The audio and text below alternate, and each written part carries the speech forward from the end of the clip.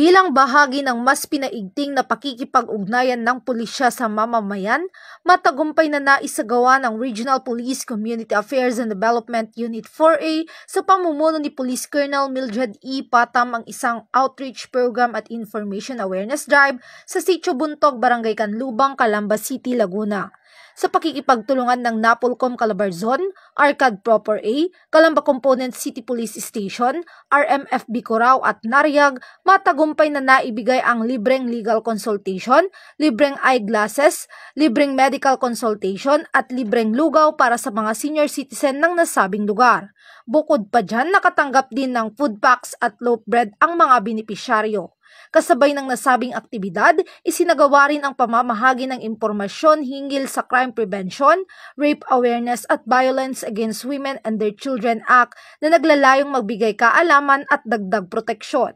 Lubos ang pasasalamat ng mga dumalo sa mga serbisyong handog ng kapulisan, katuwang ang iba't ibang ahensya. Maraming salamat sa kapulisan na nagbigay ng panahon para kami ay magkaroon ng katahimikan at kaalaman sa batas na hindi namin nalalaman. Maraming salamat po sa inyong lahat. Umaga nga po pala sa inyong lahat.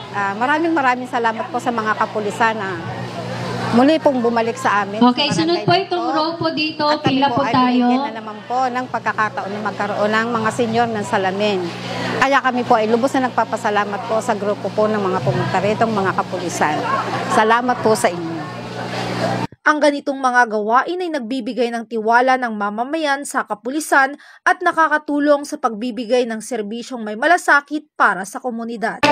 Mula dito sa Sitio Buntog, Barangay Canlubang, Calamba City, Laguna, ako ang inyong Police News Network Correspondent, Patrol Woman Prisel May T. Urbano, alagad ng batas, tagataguyod ng balitang pulis.